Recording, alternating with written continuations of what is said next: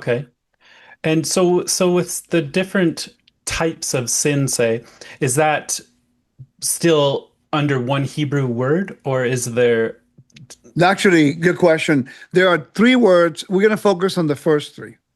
Okay. Chatat, which everyone translate as sin. But in reality, it can be translated as purification. For example, a woman who gave birth, now she has a time of separation. And then when she goes to the temple, there has to be a sin sacrifice or an offering. Okay. Well, she didn't sin. I mean, she gave birth or she had her menstrual cycle. Right. So, what is that about? Well, please remember that the temple is about the realm of life. So, many people don't make those connections. And that's why there's not a deeper understanding of the New Testament by not understanding the way the services work. So, the word chatat is purification. So, you did something that you became ritually unclean. Okay, touching a dead carcass is the highest level of Right. impurity. But if you sat somewhere, if you did something, or you were ritually unclean, you just did a purification offering to come back into sacred space, because the temple is a realm of life, and there's no connection with death. Anytime in the Bible there's connection with anything that represents death, you have to go through a purification ritual.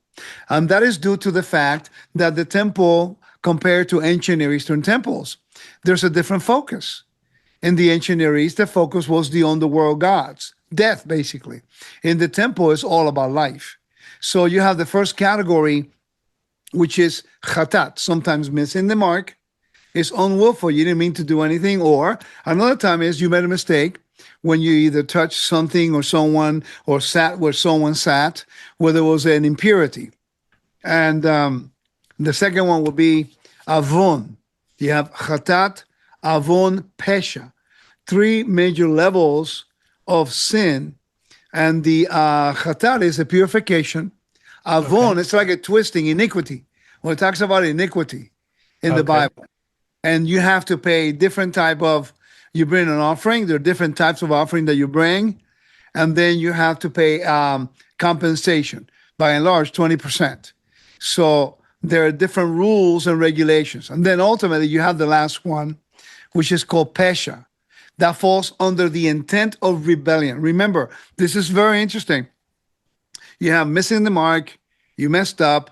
The second one, you twisted something, you didn't do something right, or you did something willful in the sense, not rebelliously, but willful because of the flesh, and then you repented, or you caused damage to your brother, and then you have to restore rectification. It comes with a cost.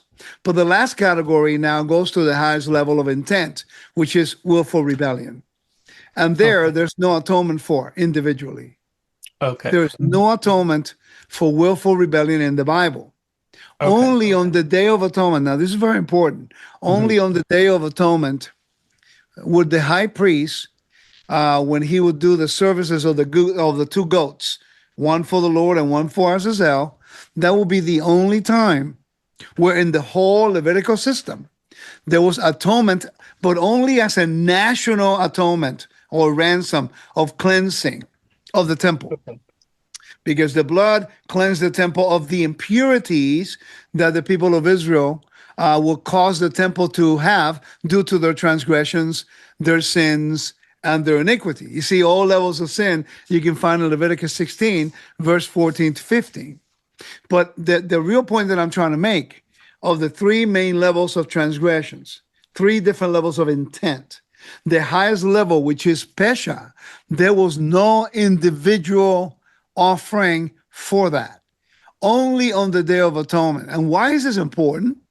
Because the book of Hebrews is addressing that very fact, Okay. that as a nation, we have been forgiven, set free from the transgressions of the first covenant, which leads to death.